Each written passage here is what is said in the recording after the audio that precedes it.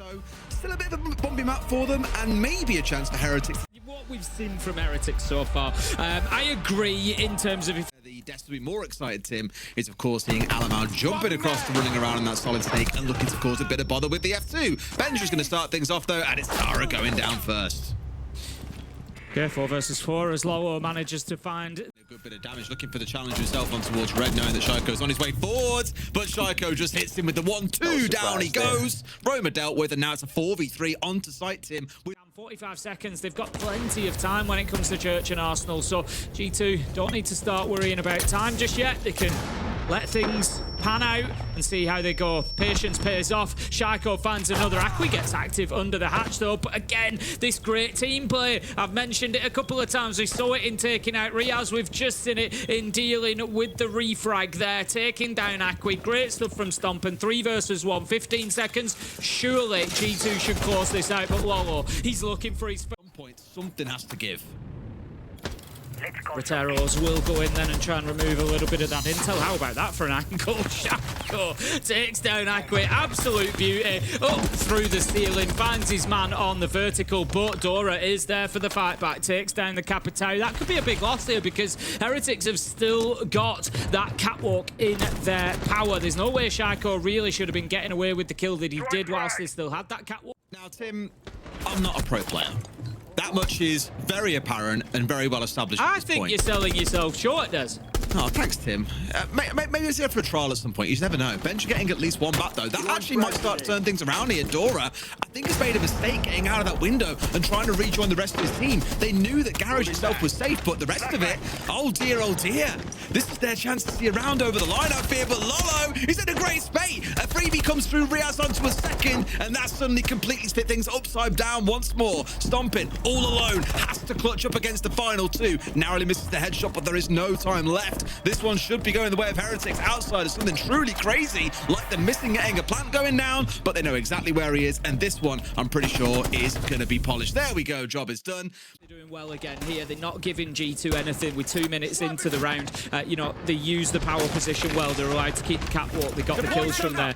You know, the patience from Lolo at the end of the round. Again, we're seeing a lot of patience coming out of Heretics here. They're just waiting for their opportunities. Zara manages to get one. Akwi's going to be cut down by Shaiko, though, who is having a little bit of a stormer so far. 4-1 inside 3 rounds. G2 trying to soften up site directly now. Confident that they've got CCTV so they can use this balcony outside of the windows. But Dora is doing some important work in and around the bathroom there. It's actually Riaz who manages to find one onto Stomping. 4 versus 3, 30 seconds left to go. It's becoming a war of attrition. Can Heretics hold on? It's not looking great, Des.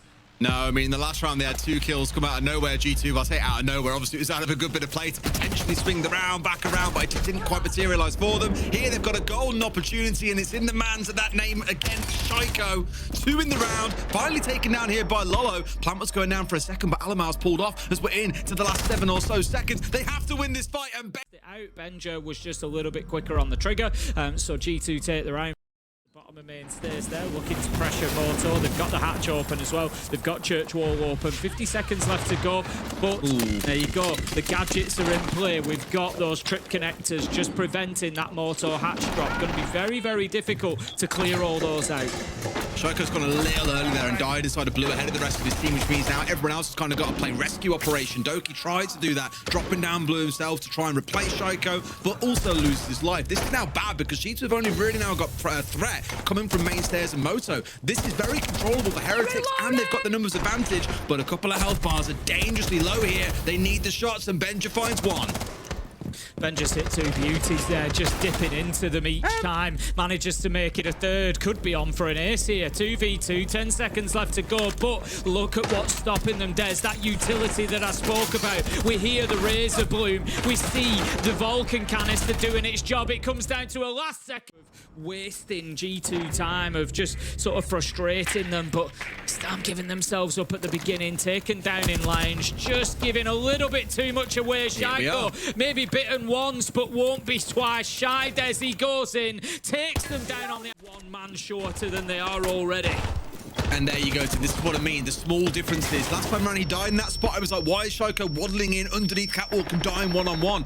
If he gets the kill, it's a genius. If he doesn't, it looks a little bit wonky. In this round, it's done exactly what we said it was going to do for them last time around. It frees up Catwalk, it applies a lot of pressure. And now that they've got Plat and they've got Catwalk and maybe even a backstab coming in here from Jim Bedroom's side, like we saw last time from Alamau that also didn't work out, they can just surround and flood in towards Heretics. Dora being the last one left standing can do nothing. The position we all know and love. He's on the Wamai. One that we quite often see the Wamai playing in here, able to try and use those mag. Send one in the wrong direction though, really. Put it onto. Doki's still here, and he's got himself planted down looking to cover for his teammates. They Bolt inside as well.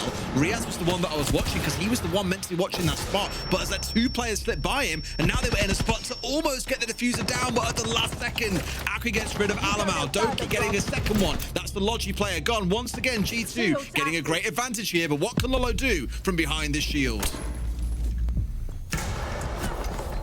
Nothing. Stompin's going to take him down. Manages to get a good kill. Question for them is, can they close it out here on the defense? Back to the casters. When a team's still gelling and still figuring things out, that is where the cracks. That utility dealt with. Looking good for the attack. Yeah, massive to not use the Ying early. Sorry, Shoko manages to get that kill onto Reyes. All the Candelas are offline, and they're really powerful in this round because there is no Warden. However, the push coming in from Garage looks pretty good. Here come those calendars that I'll speak about there. Tim Reyes getting a couple of white screens down, and here he goes, charging on 4, but no! Into the waiting arms of Alamau, who catches him, despite the white screen coming up and through. Reyes is in, trying to see what he can find, but was shooting dead bodies for a while, Tim. Gets away with it. A trade is there from Stompin, so G2 hold on for now, and now Doki's left in a 1 versus 2. One of them being a Blackbeard is certainly not ideal. Flash comes on through. That they don't get caught out with it. Dora does take a lot of damage along the line somewhere. Not ideal, but those exothermics were going off. How about that from Riaz? Just goes steamrolling up red stairs. You've got to worry about Stompin on the clash, but this now starts to feel very doable for Heretics, Tim. It's going to be trying to get that angle from the hatch. They are punished though as 2 drop to G2. Lolo manages to take down Benja in a trade, but Heretics, one of those is the Monty. The shields are powerful, but there comes a point later in the round where it maybe gets a little bit less than ideal having to play the pistol, but Lolo says, you know what? I don't care. Give me the pistol. Takes down Shaiko and leaves us now 2 versus 2. The problem that he's got is that Dora is so low health. He needs Dora to kind of be a gun for him now, especially going up against the clash. Oh! But how about that? Played perfectly. Wonderful read. Oh, okay. Oh, Stompin! Stop it! Bulletproof camera. They've got 6 loads of barbed wire. They've got razor blooms. They've got Kiba barricades. They've got ADSs. There is so much to deal with for them, just so that they can open those walls quickly. They're going to lose the shield as well. 4 versus 4. Lolo does manage to take down Alamau, so taking away the smoke. Great start. Stompin is left down on the deck as well, but here comes Shaiko. Flips over to the pistol. Manages to get himself 2 with the Deagle. Zara finishes Stompin, but already it's looking like it could be a G2 round. Yeah, they've just been absolutely sliced up inside of Gym Bedroom, Tim. I don't think they paid the respect towards Logi. I don't know if Shaiko's managed to slip the net there and get past the play that was meant to be watching on Hatch or what, but it's going to make it 4. All too easy to close out the Heretics. If you're going to, you know, rip the cord at any point, now is the time, really. But in kitchen for at least another 30 seconds here, I think, to make this worthwhile. It's not terrible because he's got Shoko trying to bait out behind him as well, but no, Dora gets into the slither of the doorway through both of them, actually, all the way through me, on towards him. That is cleared out, which is forced Stompin to back away here. Not Shoko, sorry. This is now Stompin back down into the basement. Benja's going to fall off, though, at the same time. That's 2 players being taken down inside the thing is, though, that vocal reaction as Stompin steps into the fire just gives it away that he's on main stairs. Akwi is ready for him. Stompin looks like he might be 2. Oh, no! Turns it back onto him. A team kill. What is that for Zara? That's not great. Surely, Tim, they can't see this one step away. Stompin with it all to clutch. No HP to his name. Gonna try his best. Looks for one. Cannot find his man. Team on the best foot.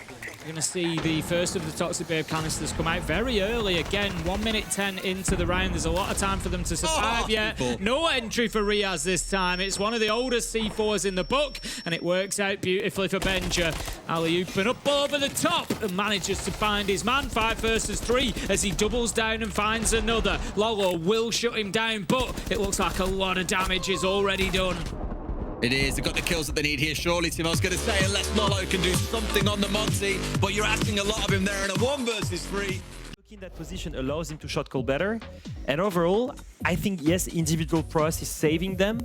I'm still waiting to see more of that coordination at the top level, because I thought that Heretics had actually a good game plan here, Jack, because they brought the shields in attack, they were going step by step, they won multiple opening engagements, Riaz is finally showing up on the scoreboard. Like, I see improvement on the side.